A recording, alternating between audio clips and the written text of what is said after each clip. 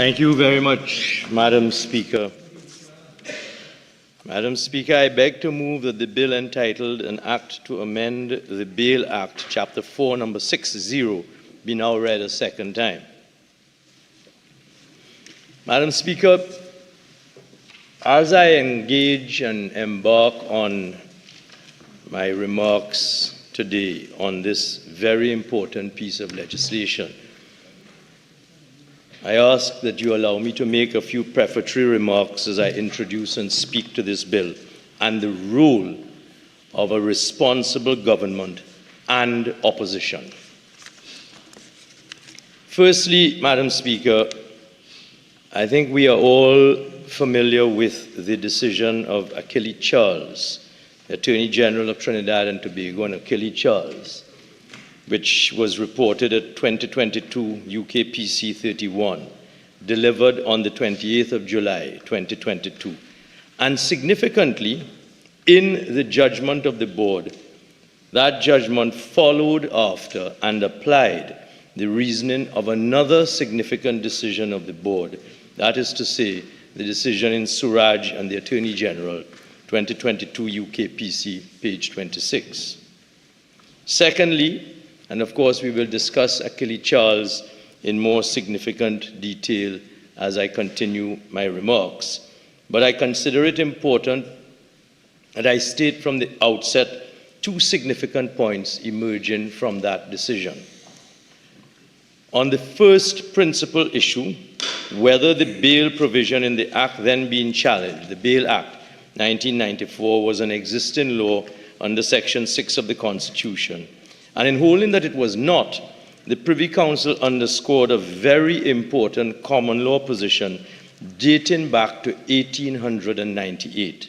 and the decision of the Queen and Spilsbury. And the quotation which the Privy Council adopted and applied in the Achille Charles decision was this, from Spilsbury: "This court has, independently of statute, by the common law, jurisdiction to admit to bail the court or any judge in vacation not being restrained or affected by statute in the plenitude of that power which they enjoy at common law may in their discretion admit persons to bail in all cases whatsoever." So the point emerging from, a very important point emerging from Achille Charles, Madam Speaker, is that we must salute and pay respect to the proper exercise of discretion, judicial discretion, which this bill before this House today is tailoring and putting before our legislators of this House to pass into law. And that discretion was actually underscored by our own Court of Appeal in the very Court of Appeal decision in Achille Charles, and that Court of Appeal decision was endorsed by the Privy Council at paragraph 37 of the Privy Council decision. The second point I wish to make emerging out of Achille Charles, Madam Speaker, has to do with the second principal issue which arose for decision in that court, with reference to Section 13 and the application of Section 13 of our Constitution. And the board reminded itself of the now refined and applicable proportionality test, refined, that is, in the Suraj decision. Madam Speaker, in examining and discussing this bill today, it is useful to remind ourselves as parliamentarians, members of this House on both sides, of the powerful reasoning of the board in paragraph 56 of the Achille Charles decision. And I refer now to that paragraph of that decision. This is what the board had to say in Achille Charles at paragraph 56. In its recent decision in Suraj and others against the Attorney General of Trinidad and Tobago, the board addressed the nature of the test to be applied under the proviso in Section 13, whether a law passed thereunder is reasonably justifiable, this is quoting from Section 13, is reasonably justifiable in a society that has a proper respect for the rights and freedoms of the individual. Close quotes. The board continues, for the reasons there stated, it concluded that the test to be applied, that is to say, the Suraj decision concluded that the test to be applied is a proportionality test, but one framed in a way which gives especially strong weight to the judgment of Parliament regarding the imperative nature of the public interest.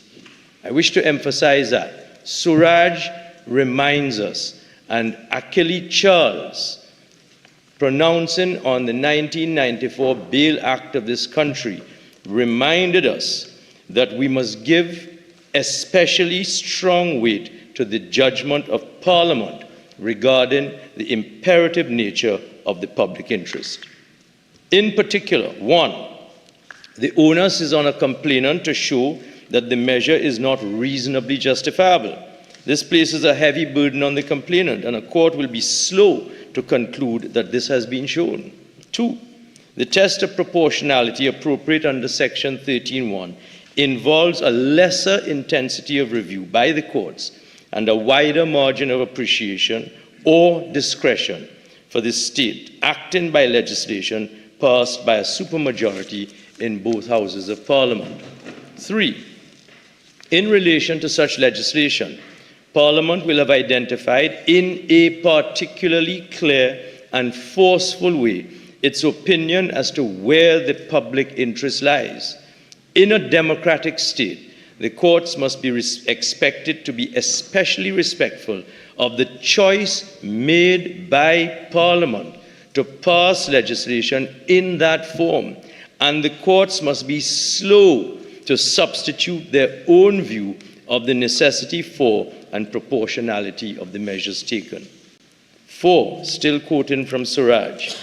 although the court has to make the ultimate judgment whether the proviso in Section 13(1) has been satisfied or not, it is obliged in doing so to give especially great weight to the judgment of Parliament regarding the importance of the public interest which is sought to be promoted by the measure in question. Madam Speaker, I emphasized those passages of Achille Charles which have borrowed from the Suraj decision to make the point that we who are assembled here, members of the legislature, have a very solemn responsibility to pass legislation which we are satisfied is in the public interest to serve the needs of the whole society. And this injunction of two recent decisions of the Privy Council, the Suraj decision and the Achille Charles decision, is particularly important to the bill which is before us today, which, as I shall speak to, requires a 3/5 majority. It is not enough simply to say, as the opposition is wont to do, this requires a 3/5 majority and therefore I'm voting against it. The fact that it requires a 3/5 majority is not a reason to vote against the bill. You have to look at the provisions of the bill, the different clauses in the bill. You have to look to the purpose that the bill is intended to serve. You have to look to the public interest that the bill is intended to serve. And on the principles of Suraj, endorsed in Achille Charles, you have to look to see whether the measures proposed in the bill are proportionate and can stand the scrutiny of any challenge in the courts. And if at the end of the day, it is not made out that there is no sufficient public interest, or if at the end of the day it is not made out that the bill is excessive in the infringement that it touches on with respect to the individual rights and freedoms of citizens, then there may be some reason to vote against it, but not simply to say it requires a 3/5 majority and therefore I vote against it. So I stress the point, Madam Speaker, that it is for this Parliament, members of the House on both sides, in our consideration of this bill,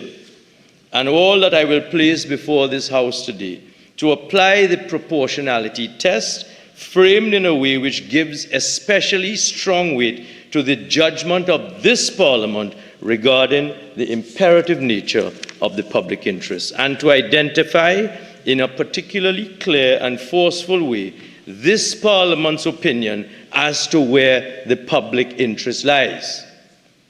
It is for us here on both sides, Madam Speaker, to accept our mandate conferred by Section 46 of the Constitution of members of this House as legislators in these challenging times to pass constitutionally compliant legislation, whether by simple or supermajority, tailored to protect and serve the public interest.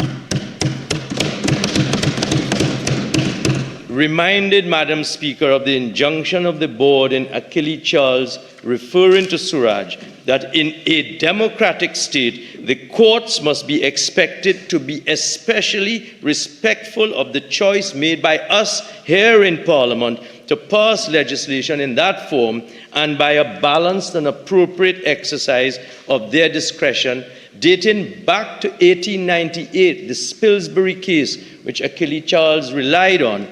to be slow to substitute their own view of the necessity for and proportionality of the measures taken. The point there that is to be emphasized, Madam Speaker, is that after we have engaged in a careful and deliberate consideration of the public interest considerations, which I will come to,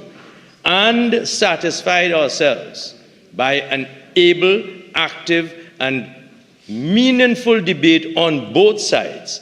that the measures are proportionate, and we pass this legislation, as I implore the opposition to support today, by a 3/5 majority, the courts will be very slow to interfere with that solemn, legitimate, imperative duty of the Parliament to pass legislation in the public interest. So again, I repeat, it is not enough simply to say this bill requires a 3/5 majority and therefore I'm voting against it. This, Madam Speaker, is the point of opportunity for us to have confidence in ourselves to do our job. To pass this amendment bill in the public interest, and equally to have the confidence that our judges, exercising their ancient 1898 discretionary judgment to respect, to interpret this amendment and legislation with appropriate balance, because as the board reminds us in Achille Charles, the court has to make the ultimate judgment to give especially great weight to the judgment of this Parliament regarding the importance of the public interest which is sought to be promoted by the measures in question, which this bill promotes. Accordingly, Madam Speaker, by the presentation of this bill for debate and passage into law by this Honourable House, it is the intention of this government, one, for this House, elected as it has been under the mandate of the Constitution, to make laws for the peace, order, and good government of all of Trinidad and Tobago, and by the first amendments to the Bail Act brought before this House since 28th of July 2022, since the decision in Achille Charles, to pass this bill in recognition and affirmation of that Achille Charles decision. The Achille Charles decision, Madam Speaker, affirmed the confidence in the correctness of the decision of our Court of Appeal and the jurisdiction of our judges to exercise their ancient judicial discretion to grant or refuse bail in accordance with well-established common law principles. This decision also recognizes that Parliament, in the plenitude of its legislative making powers, is entitled to legislate for prescribed guidelines which serve the legitimate aim of the public interest and satisfy the proportionality test of being reasonably justifiable in a society that has a proper respect for the rights and freedoms of the individual. Secondly, Madam Speaker, this bill is introduced today to introduce legislative guidelines with respect to the grant or refusal of bail for serious offenses unless the accused can prove to the satisfaction of the court that his continuation in remand is not justified because of exceptional circumstances. And I will return to that, the point of exceptional circumstances. Thirdly, as part of this government's continuing mandate to make laws for the peace, good order and good government of Trinidad and Tobago by introducing a more expeditious criminal justice system to facilitate the implementation of the Administration of Justice Indictable Proceedings Act 2011, Act number 20 of 2011, AJIPA, which has accomplished, among other things, the abolition of preliminary inquiries, which has been a blot on due process and respect for our fundamental human rights and freedoms.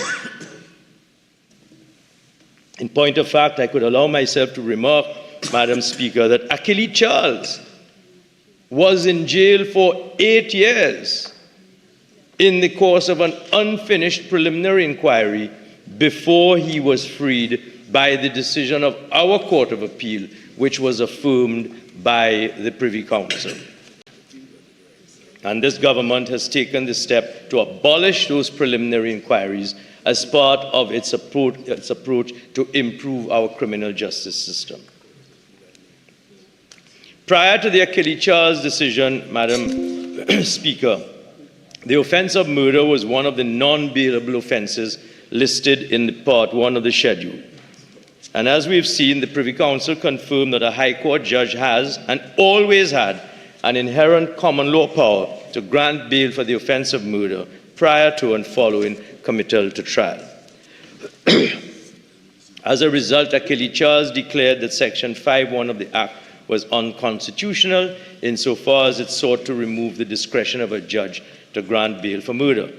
And the Privy Council found that Section 5(1) of the Act was disproportionate and that a blanket approach to denying bail for murder in every case amounted to an unjustifiable restriction of fundamental rights in relation to the objectives being pursued. This bill before this House today is asking this House to pass legislation which does not adopt that blanket approach. It recognizes the right to bail, but it gives guidelines to the judiciary to determine in certain specified circumstances when that bail ought to be granted or when that bail ought to be refused. So it pays respect to and affirms the decision in Achille Charles not to adopt a blanket approach, to adopt a proportionate approach to the grant of bail so that the rights of the citizens are protected, but equally, Madam Speaker, so that the rights of the society, the public interest of this society is protected from rampant criminality.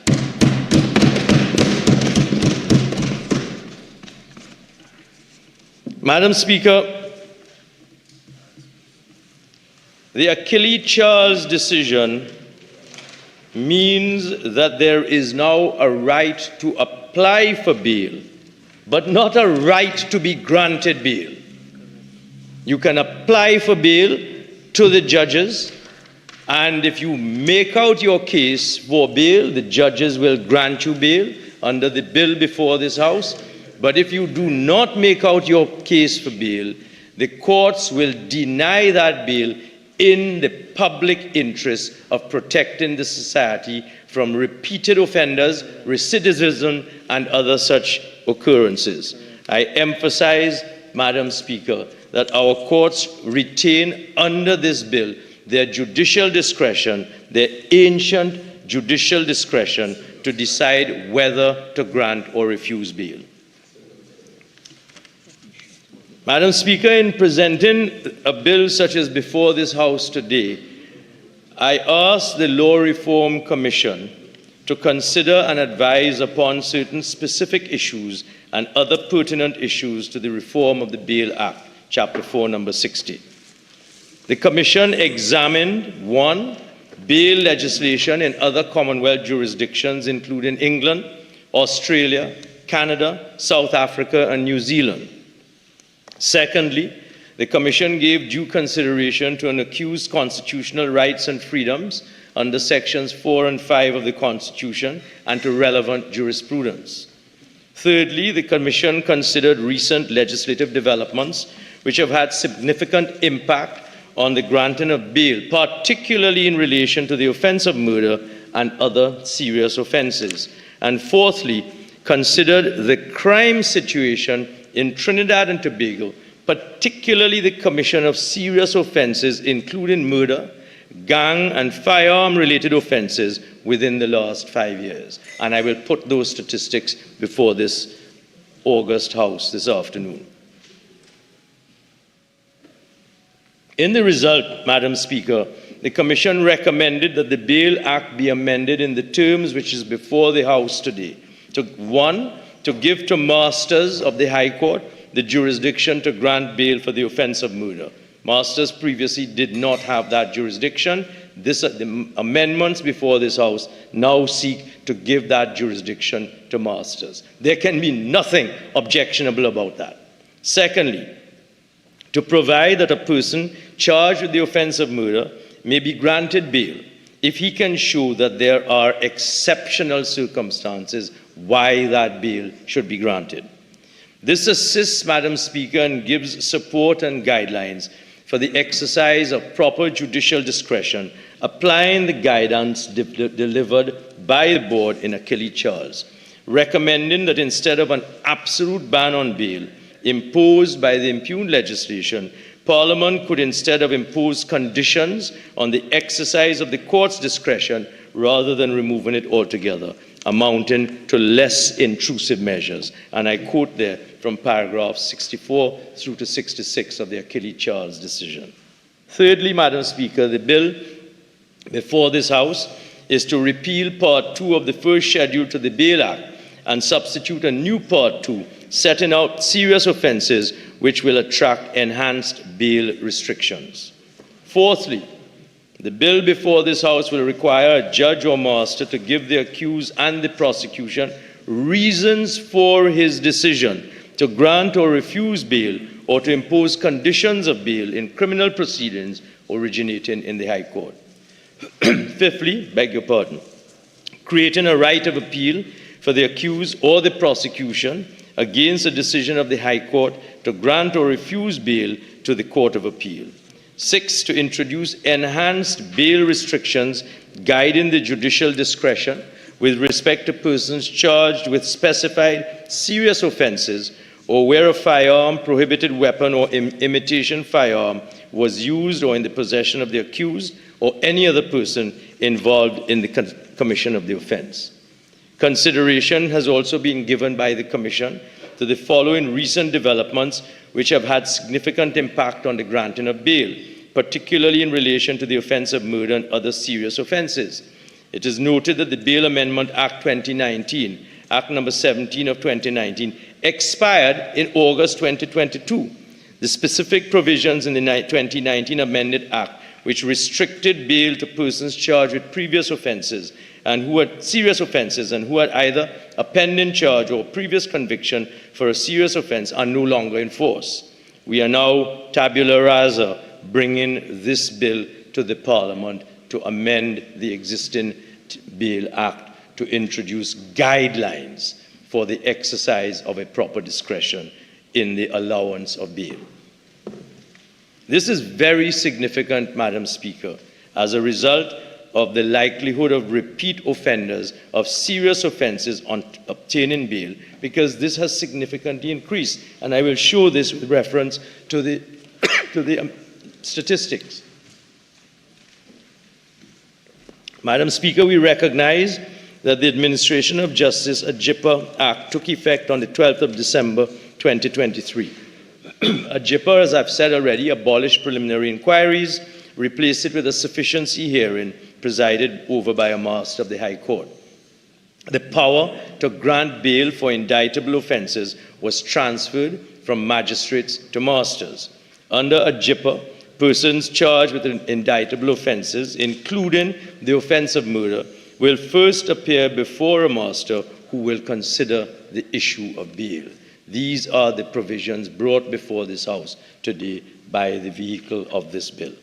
There is a real concern, Madam Speaker, under the current bail regime of the likelihood that repeat offenders will continue to commit offences after they obtain bail. The work of the Commission has interrogated and taken into consideration the high levels of crime in Trinidad and Tobago, particularly the commission of serious offences, including murder, gang and firearm-related offences within the past 5 years. Madam Speaker, these are the statistics. For the period 2019 to 2024, the Trinidad and Tobago Police Service has identified 772 persons as being repeat offenders.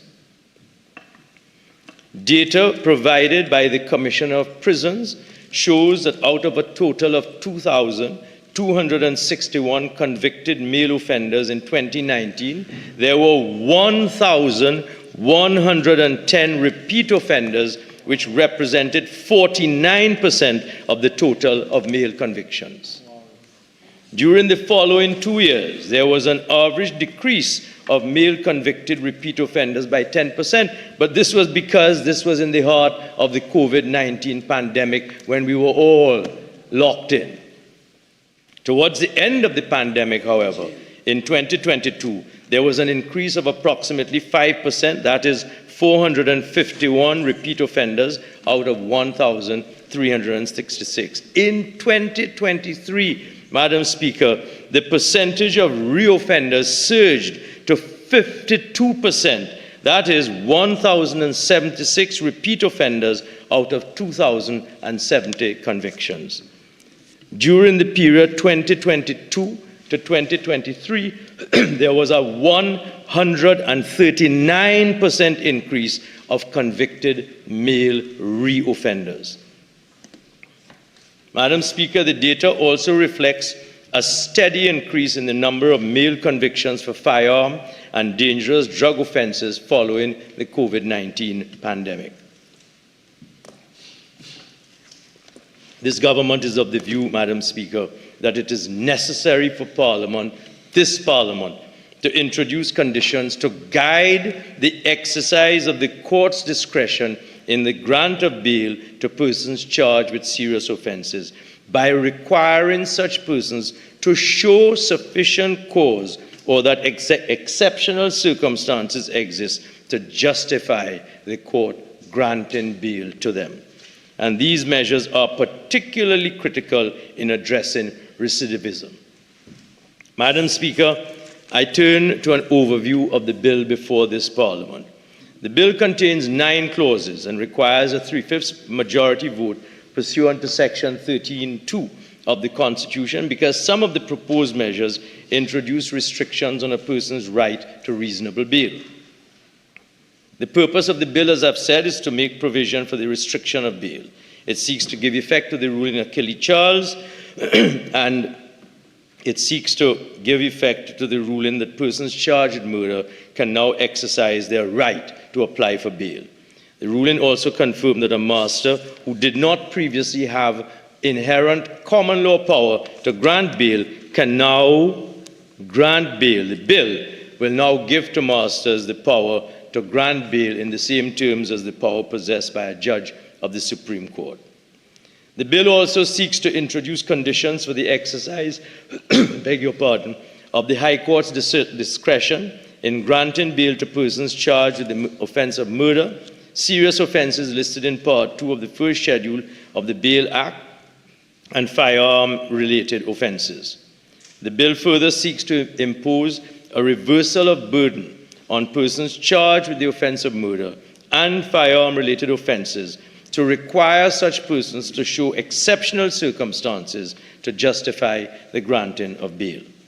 And it seeks to require a review of the Act to be conducted every 5 years after its commencement. Finally, the bill seeks to provide that bail granted to an accused under Section 5 of the Act, which is proposed to be deleted and substituted by a new Section 5, will continue to apply after this amending Act comes into operation.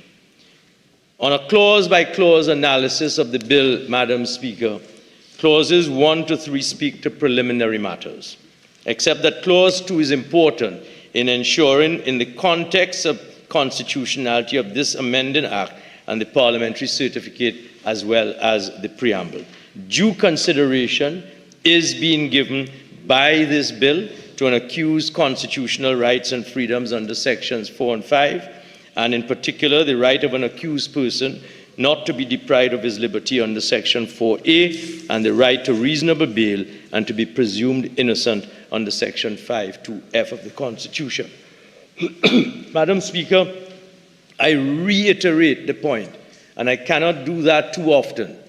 that the decision of Spilsbury, which the Privy Council adopted and applied in the Achille Charles decision, emphasized that our courts have, independently of statute by the common law since 1898, jurisdiction to admit to bail, and that the court or a judge in vacation, not being restrained or affected by statute, in the plenitude of their power which they have enjoyed at common law, may in their discretion admit persons to bail in all cases whatever. And the reason why I emphasize this point, Madam Speaker,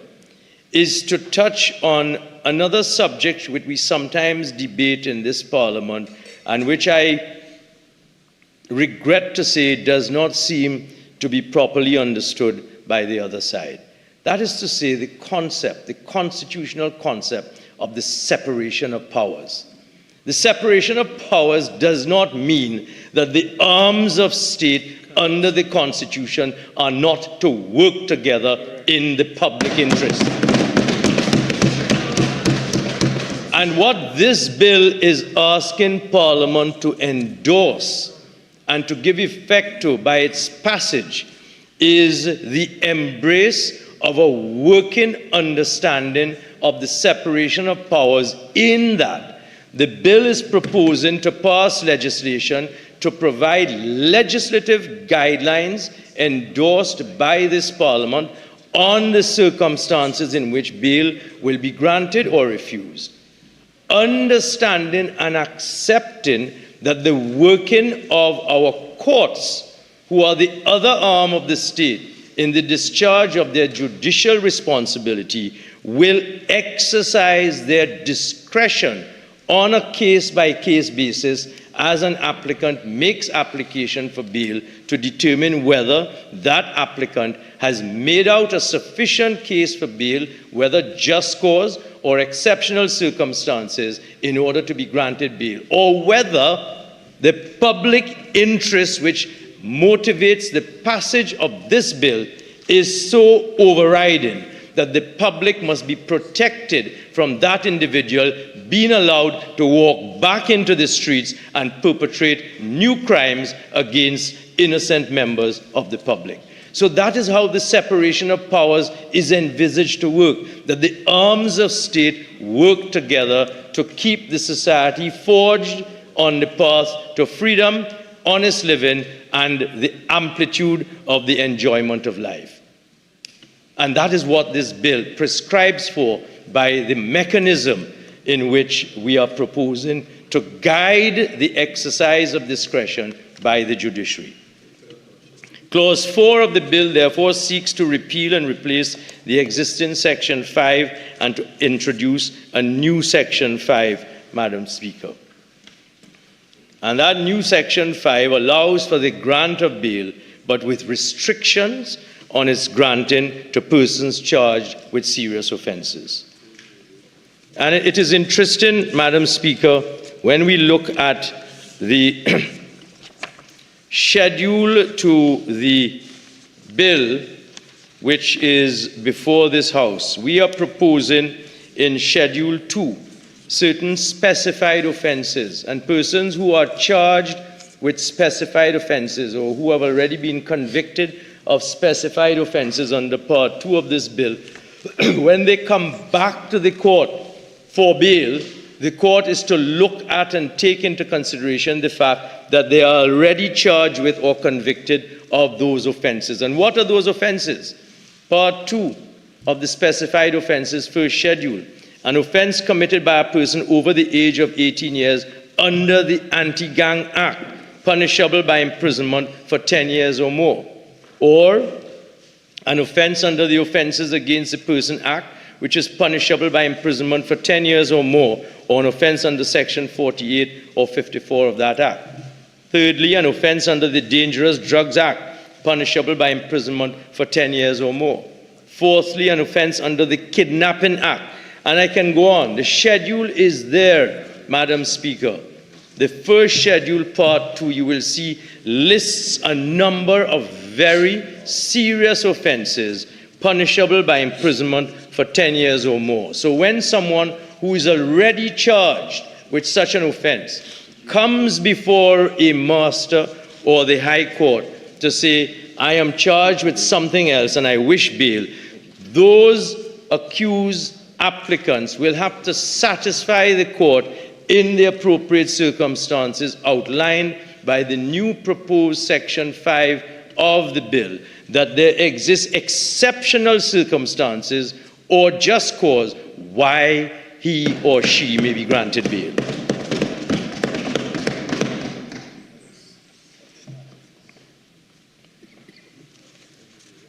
Madam Speaker, under the amendments that are being proposed, a magistrate will continue to have the jurisdiction to grant bail for summary offenses. Secondly, a master or judge will now have express jurisdiction to grant bail to a person charged for murder. The accused must satisfy the judge or master of the existence of exceptional circumstances to justify the granting of bail. Thirdly, the offenses listed in Part 1 of the first schedule are to continue, that is to say, treason and piracy, and murder is removed from there because, of course, by the Achille Charles decision, murder is no longer a non-bailable offense. And it takes us through the different sections, Madam Speaker. The judge's discretion, I wish to emphasize, to deny bail may be based on a previous conviction for any offense once that offense was punishable with 10 years or more, and not just for an offense listed in Part 2 of the first schedule. Secondly, the denial in the exercise of the judge's discretion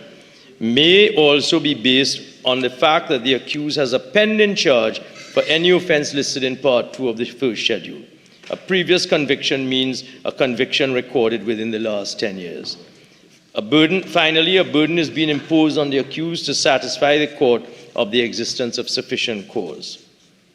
As proposed, seen in Clause 5(4)(a), a judge or master may not grant bail to a person who, on or after this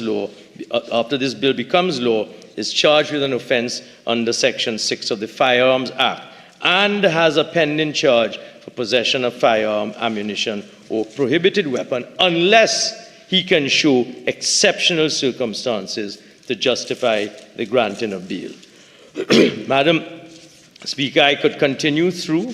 but I would like to take you to some of the reasons why I submit constitutionally that this bill is an appropriate piece of legislation that must be passed today, and I ask the opposition to do so by way of voting on the 3/5 majority. Most of the amendments proposed in this bill are not inconsistent with any fundamental rights. However, there are some amendments proposed which propose to restrict bail and which can raise the question of the requirement for a 3/5 majority. And the key issue in that respect would be whether the amending act, consistent with the Suraj principle, which Achille Charles has endorsed, whether that act to restrict bail on the basis of a pending charge for a serious offense will require a special majority or not. And it is very important when we look at Section 13 to appreciate that the Suraj case, which has been applied in Achille Charles, went on to provide a definitive ruling on the interpretation of Section 13 and the special majority requirement. The essential learning from the Suraj case is that Parliament has a choice to either enact legislation with a simple or special majority.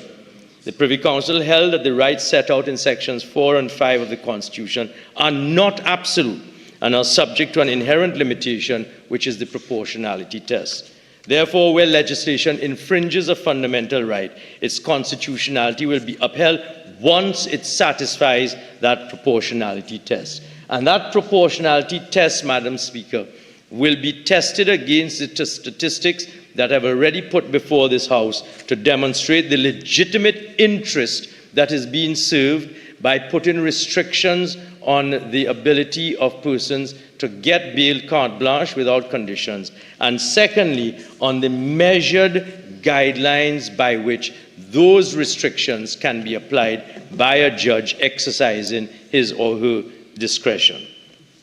Madam Speaker, it is my respectful view in the circumstances on this bill that it will, in most respects, not require more than a special majority, but to the extent that it introduces restrictions on the right to bail, it is my respectful advice to the government that it does require a 3/5 majority, that it satisfies the criteria laid out in the Suraj decision, which I've already referred to. Paragraph 56 of the Achille Charles decision lays out those considerations, and therefore the proposed measures which are introduced by the legislation will require a special majority given the restrictions on that right to bail. And when one looks at the restrictions, Madam Speaker, the restrictions are not a blanket approach to the denial of bail. They are proportionate. They are measured in terms which allow the judges to take into consideration the particular circumstances of the particular accused before the court at the particular stage, and critical will be the fact that the state will be able to oppose the application, and at the end of the day, the judges, if they grant or refuse bail, and this is proportionality, will have to show reasons, written reasons, why they have denied or granted bail. So it is not a question of a carte blanche disapproval of the application for bail, and therefore the proportionality of the exercise of the judge's discretion under the amendments which we are asking this House today to affirm will be appropriate in all of the circumstances. It will serve due process. It will protect the right of the individual to bail subject to the court, that is to say, an independent arm constitutionally endowed with the powers to determine the application before it. The court will assess whether the application that is made is an application that is worth granting or not. And therefore, Madam Speaker, to give effect to the ruling of Achille Charles, this bill gives masters the jurisdiction to grant bail. It provides a right of appeal for the appeal or the accused or the prosecution to appeal against the refusal or the grant of bail. It gives the right to impose conditions on the exercise of the court's discretion to grant bail, and it imposes an enhanced burden on persons charged with serious offenses to justify the granting of bail. In conclusion, Madam Speaker, the government recognizes that the proposed restrictions on the exercise of the court's discretion to grant or refuse bail to persons charged with serious offenses will not somehow miraculously put an end to the wave of criminality we have been faced with in recent years. However, we recognize that the majority of citizens are law-abiding citizens constantly being terrorized by the recidivism of repeat offenders coming back out and committing crimes, who live in fear of a minority of persons who blatantly continue to choose a path of lawlessness. And in the circumstances, we believe as a government, as a responsible government, that the proposed measures which are in this bill are crucial to reducing the likelihood of repeat offenders, particularly seasoned criminals, from obtaining bail. The reoffending statistics which I have placed before this House justifies the imposition of a reverse burden on such persons and an enhanced burden, that is to say, to show the existence of exceptional circumstances to justify the granting of bail in relation to the most serious offences. I firmly believe, Madam Speaker, that this bill strikes an appropriate balance between the fundamental rights of the individual and the public interest, that is to say, the interest of the society. The proposed measures are proportionate to the legitimate public interest objective being pursued and are therefore reasonably justifiable in accordance with Section 13 of the Constitution, and I beg to move.